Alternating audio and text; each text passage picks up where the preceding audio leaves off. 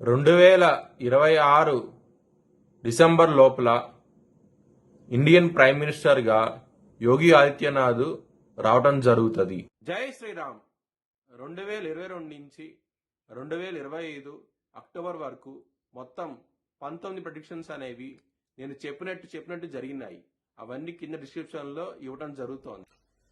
మేషరాశికి అధిపతి కుజుడు. మేషరాశిలో భరణి 4 పాదాలు, అశ్విని 4 పాదాలు, కృత్తిక 1వ పాదం ఉంటది. ఈ నక్షత్రం వాళ్ళందరికీ నేను చెప్పే మాస ఫలితాలు వర్తిస్తాయి. ఈ మాసంలో మేషరాశి వారికి కుటుంబాధిపతి అయిన శుక్రుడు అష్టమ స్థానంలో 20వ తారీఖు వరకు ఉంటారు. 20వ తారీఖు వరకు కొంచెం ఇబ్బందులు ఉంటాయి కుటుంబ పరంగా. శుక్రుడు ఎప్పుడైతే ధనుసు రాశికి వెళ్తారో, నవమ స్థానానికి వెళ్తారో మీకు కుటుంబ పరంగా ఇంప్రూవ్మెంట్స్ అంటూ కనబడతాయి. 20వ తారీఖు నుంచి మాత్రం చాలా బాగుంటుంది కుటుంబ పరంగా మాత్రం. ధన పరంగా మాత్రం మీకు ఏదో విధంగా ధనం అనేది వస్తుంది. చాలా చాలా ఆనందంగా అవుతే ఉంటారు. విద్యార్థులకి ఈ మాసం అనేది అంత కలిసి రావటం లేదు. కాన్సన్ట్రేషన్ పవర్ తగ్గిపోయి మార్క్స్ తక్కువ రావడం జరుగుతుంది. చాలా చాలా ఇబ్బందికరంగా ఉంటది. దానికోసమై మీరు దక్షిణామూర్తి సోదరపారణం చేస్తే గనక చాలా చాలా మంచి ఫలితాలు ఉంటాయి. హెల్త్ పరంగా మాత్రం కొంచెం ఇబ్బందికరంగా ఉంటది. స్ట్రెస్, యాంగ్జైటీ, డిప్రెషన్స్ ఇలాంటివి ఉండే అవకాశం ఉంటది.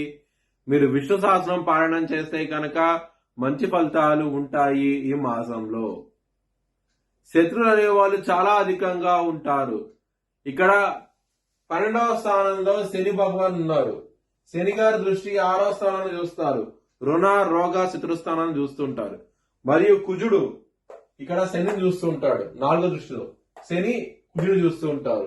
ఈ పరస్పర దృష్టి ఉండటం మూలంగా కొంచెం శత్రువులు అనే వాళ్ళు చాలా అధికంగా ఉంటారు. కొంచెం జాగ్రత్త తీసుకోండి. కాల భైరవాష్టకాన్ని చదువుకోండి. చాలా చాలా మంచి ఫలితాలు ఉంటాయి. బిజినెస్ పరంగా మాత్రం పెట్టుబడిని తగ్గించి పెట్టుకోండి. అంత అనుకూలంగా అయితే లేదు ఈ మాసం అనేది.